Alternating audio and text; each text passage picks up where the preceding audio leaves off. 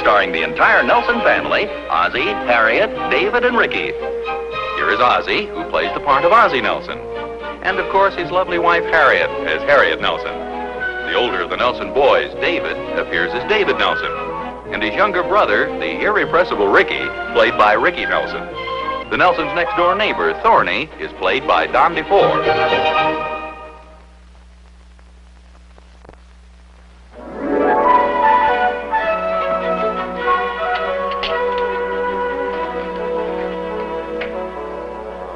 David, the breakfast table's no place to be reading the paper. Well, I wasn't reading them, Pop. I'm just looking at the pictures. Well, what's the difference? Looking at pictures or reading, it's the same thing. We should tell that to my teacher. If you boys are finished, David, why don't you take your paper in the living room? Well, we were just waiting to help you clear off the table, Mom. Isn't that nice of us? Well, this sounds to me like the old familiar brother act of yours. The song and dance for the allowance advance. This isn't the old act, Pop. Heck, no, this is a new one. Getting out of the play for the PTA. Oh, what play is that? Oh, the PTA is putting on a pageant, and they need some extra boys. Oh, looks like you two guys get hooked, huh? Yeah. Whenever they need mountains or houses, they just paint them on a big canvas curtain. Why can't they do the same with the boys? Yeah, that's a thought. What's the name of this play, Harriet? Oh, it's called Robin Hood and His Merry Band. Holy smoke, a musical?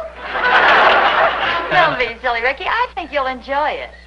We'd enjoy it a lot more if we were sitting in the audience. Oh, come on. Now, it ought to be a lot of fun. Just think, you get to wear a costume and carry a bow and arrow. Yeah, that's a neat idea. If anybody in the audience throws something at you, you can shoot back. That's a novel thought. Well, then when Mrs. Pennyfeather stops by this afternoon, I'll tell her you volunteered, huh? Volunteered? If you ask me, we've been drafted. Hey, do we have any apples around here, Mom? Well, yes, dear. There's some in there on the coffee table, I think. Don't tell me you're still hungry. Oh, no, I don't want to eat it. I want to see if I can shoot it off David's head. That kind of a dirty trick, roping the poor kids in on a PTA pageant? Oh, I'll bet they get a big kick out of it. Besides, I'm a member of the committee. How would it look if my own boys weren't in it? Oh, yeah. Say, maybe you'd like a part. Oh, no, you don't. You're not going to rope me in on anything like that. I have more important things to do. Well, I can see your point, dear. You'd have to spend all your time rehearsing, and you wouldn't have any time to cut the lawn or help me with the household chores. Well, of course, on the other hand... No, no, you're not going to have anything to do with it. As long as you mention the lawn, though, I think I'll go outside and have a look at it. You're going to cut it? Well, don't you remember our agreement? I promised you I'd mow it as soon as it got to be 4 inches high. I was afraid maybe you'd forget. I think it's 4 inches high now. Oh, of course I wouldn't forget. After all, an agreement's an agreement. If it has to be cut, it has to be cut. Good for you. That's the old spirit. What are you looking for? Where's my ruler?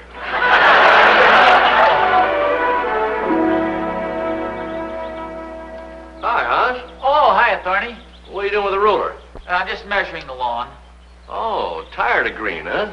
You gonna have slip covers made for us? No, Harry and I have a little agreement. When the grass gets to be 4 inches high, I cut it. Yeah? Well, it looks like that to me. No, it's 3 5/8. I just measured it. Oh. Say, you know, this isn't a bad idea.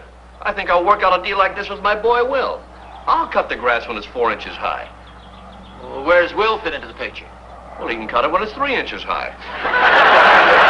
Well, in that way, it'll never get to be 4 inches high. That's okay, Oz. I'm a patient man. I see what you mean. I stopped by to make sure you're going to the PTA play this year. Oz, you won't want to miss it. Oh, yes, I will. Oh, no, it's going to be great. It's not like the other plays we've done. This is really going to be something. What makes you so sure? I'm in it. Matter of fact, I have one of the leading roles. However, I didn't stop by to brag, but as long as I'm here, I may as well. This is actually a fact? You're going to play one of the leading roles in the Robin Hood pageant or play or whatever it is? Yea, verily, 'tis written in the stars. Just answer yes or no. I can't, Oz. I'm an actor. Oh, what a play that's going to be. However, I might have known you'd worm your way into it. You're such an insufferable ham. Who's a ham? Oh, why deny it? Look what happened at the Lodge show last year. Kept trying to ruin my solo. Every time I'd start to sing, you'd chime in with me. Well, neither one of us had any business singing. We were only ushers. I thought it lent sort of a novel touch to the occasion. Novel is right. It's the first time I ever heard of the customers throwing out the ushers.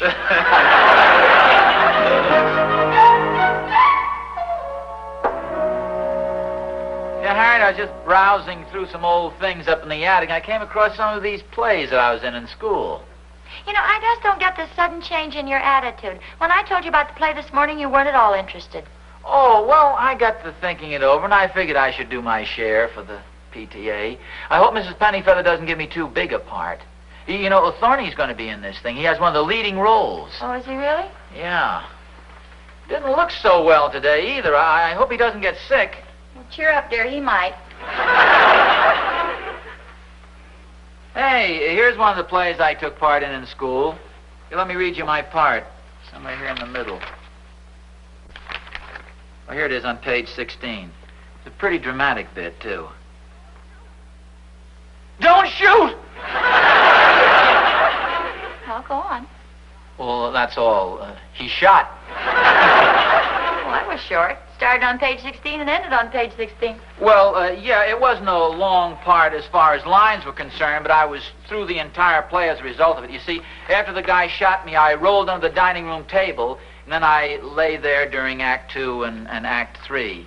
It was a pretty interesting play. It was written by a guy named Ed Jones. He wrote most of the plays for us in school. Oh, Jonesy. Oh, listen. Here's one of Jonesy's. But hark, what light through yonder window breaks? 'Tis the moon, and Juliet is the sun. I think that was one of Jonesy's best. Why, Ozzie, that's Shakespeare. Oh, yes, I know, but we never had the heart to tell Jonesy. Oh, I get it. Hello? Oh, hello, Mrs. Pennyfeather. Mrs. Pennyfeather. Friends, Romans, countrymen, lend me your ears. What'd you say, Miss Pennyfeather? I come to bury Caesar, not to praise him. Well, bury him out in the yard. I'm talking on the phone. Evil men who lives after them. The good is oft interred with their bones. Just a moment, Mrs. Pennyfeather. Ozzie, Mrs. Pennyfeather is trying to tell me about your part. Now stop reading Jonesy's plays. Jonesy's? This is one of mine. Yes, dear. Go on, Mrs. Pennyfeather.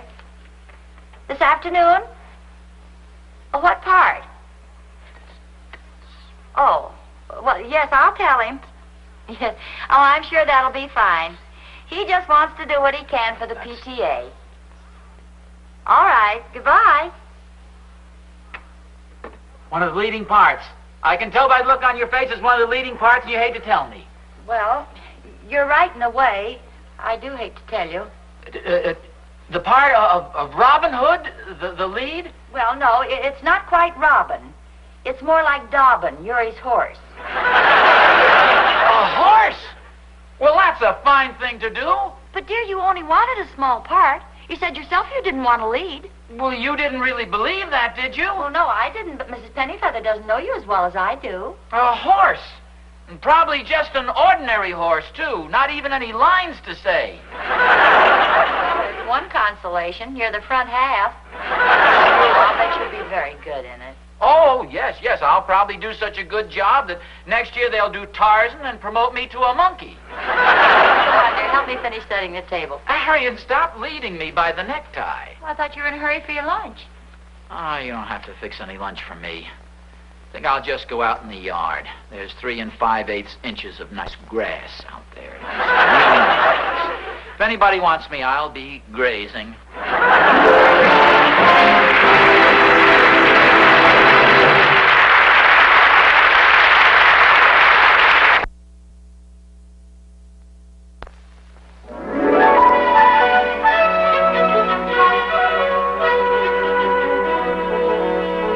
I don't know why I let myself get involved in this thing in the first place.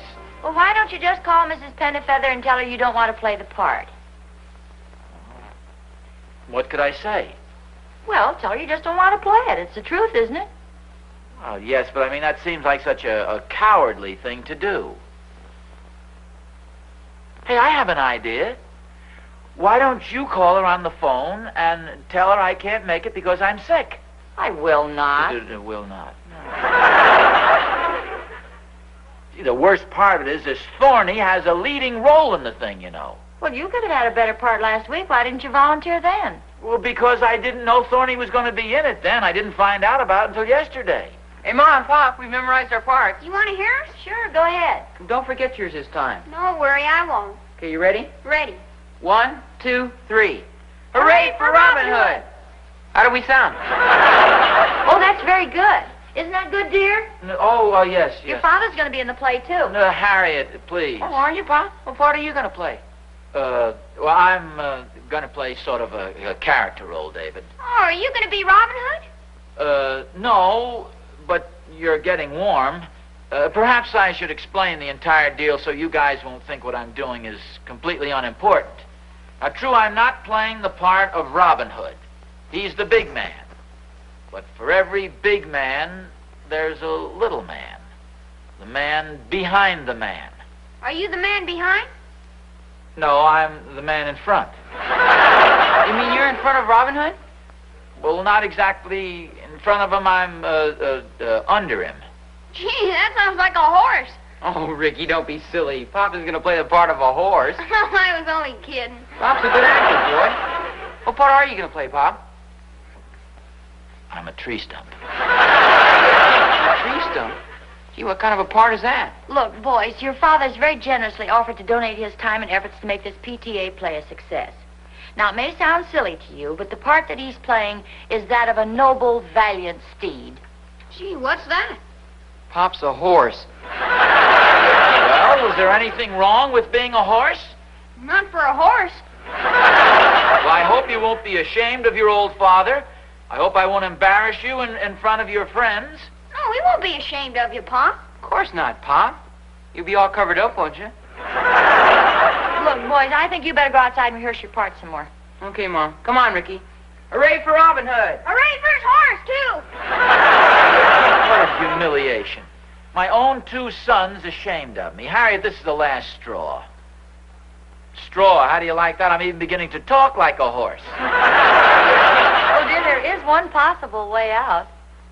What's that? Well, I was talking to Mary Dunkel, and she said that Dunk's awfully disappointed with his part. Maybe he'll trade with you. That's all I want to know. I'll phone him right now. Hey, wait a minute. Look, there's always the possibility that his part may not be as good as yours. As good as mine? Harriet, what in the world could possibly be more humiliating than playing a horse's head?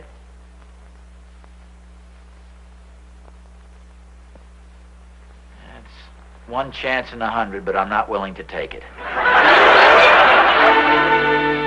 Mr. Nelson, we're fellow troopers. The show must go on. Stage door, Johnny. Pull the curtain. Don't upstage. Mr. Nelson, we're actors. Don't you know any theater talk? Theater talk? Two in the balcony, please. No, Mr. Nelson. If you're going to be an actor, you've got to know the language of the theater. It's the language of grease paint and wigs, of costumes and backdrops, of color and laughter, of tears and cheers, of blazing marquees and dust-covered posters, success and failure, curtain up, curtain down, spotlights, floodlights, footlights. That's the language of the theater. Lou, that's beautiful. Being an actress is so exciting. I'm playing the part of the innkeeper's daughter. What part do you have? Well, if you're the innkeeper's daughter, I'll be seeing you. Oh, are you one of the men who work at the tavern? No, but I sort of hang around the tavern a great deal. I spend most of my time out in back of the tavern, around by the stables, you might say. Well, if you're not one of the men, what else is there around the stables? You couldn't be a sack of oats or a bale of hay. No, not exactly, but you're getting warm. A little hint. Who eats oats and hay? No one that I know. Let me think. Eats oats and hay. I might as well tell you, Lou. I play the part of a horse. A horse? Yeah. Robin Hood's horse. It's pretty awful, huh? Well, I think that's wonderful, Mr. Nelson. That's a very important part. You'll be on stage just about all the time, galloping along, your horsey muscles rippling in the footlights, your long, graceful legs stretch out as the spurs bite into your ribs. Oh. Faster, whack, whack, whack. There's a high fence. You gotta jump it, old horse. No, wait, Robin Hood. I'll go round and open the gate. I can just see you, Mr. Nelson, racing along, your head held high, Robin Hood bouncing up and down on your broad back. Oh, say, that's a thought. Robin Hood's going to be riding on my back, isn't he? Who's playing the part of Robin Hood, I wonder? Tubby McIntyre. You mean they're going to have some big fat guy riding on my back? Oh, no, Mr. Nelson. They just call him that. He's not the least bit tubby and fat. No, that's a real... You're sure? Oh, positive. He's 220 pounds of solid muscle.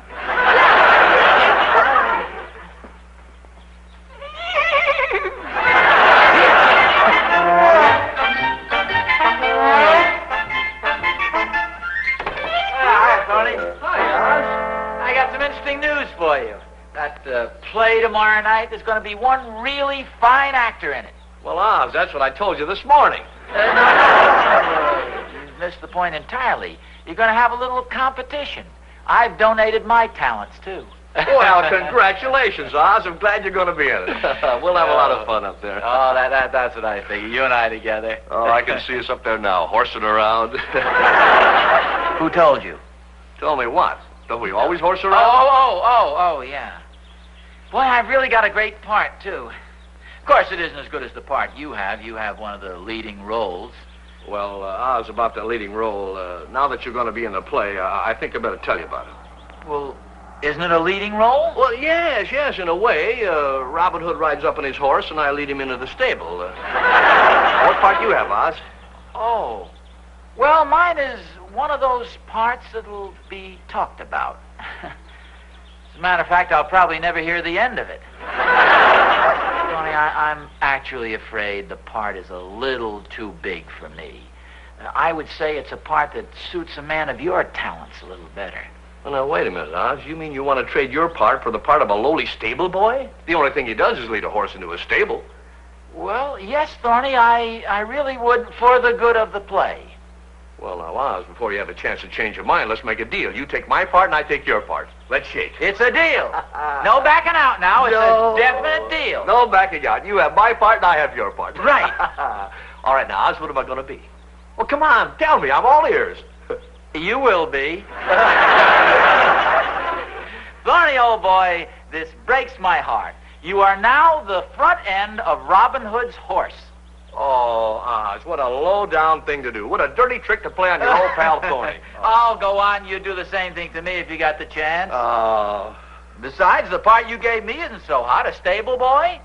Yeah? Who said you were? Well, that's what you were going to be, wasn't it? Yeah, that's what I was going to be. Up until about an hour ago when I traded parts with Dunkel. Now, wait a minute. You didn't tell me you traded parts with Dunkel. Well, of course not, Oz. You didn't ask me. What part am I playing? Well, you were the head of the horse. Just back up a little.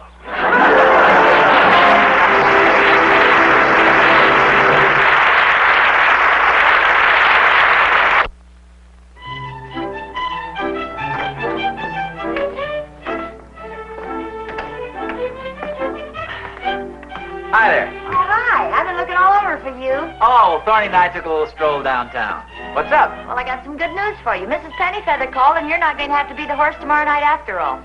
Good news. Harry, that's a big disappointment. After all, Thorny and I were looking forward to being in this. How come we're not going to do the horse bit? Oh, well, it seems there's only one horse costume in town, and the PTA hadn't reserved it. So when Mrs. Pennyfeather called up to rent it, somebody else had already taken it. Just this afternoon, too. Oh, what a shame. Yes, dear? We're not going to have hamburgers for dinner, are we? No, we're having pork chops. Why? Oh, boy, I sure am glad of that. I was worried. Well, since when have you been so concerned over what we have for dinner? You know what I found out in the garage? Oh, Rick, look, you're No, dear, interrupting what did you your find mother. out in the garage? The skin of a horse. See, I was afraid we were going to have hamburger for dinner. The skin of a horse. What a coincidence. Okay, Harriet, I'll admit it. Thorny and I went down there and rented the horse outfit. You ought to be ashamed of yourself. It certainly would have left the PTA in the lurch if they hadn't decided to eliminate the part of the horse anyway. Wait a minute. You mean to say they were going to cut out the horse bit even if they could have rented the costume? Mrs. Pennyfeather decided it cost too much money. Well, that's a fine thing. Thorny and his bright idea cost us $20. You sure it wasn't your idea? Well, we both got the idea, but after all, he's the horse's head. He's supposed to have the brains. Well, anyway, you were left out of the play. Yeah, we're out $20, too. Oh, I'm going over and get Thorny. Would you ask David and Ricky to come outside in the back, please? Well, yes, dear, but what for? Well, I just thought they might like to witness the most unusual sight. A horse taking turns kicking himself.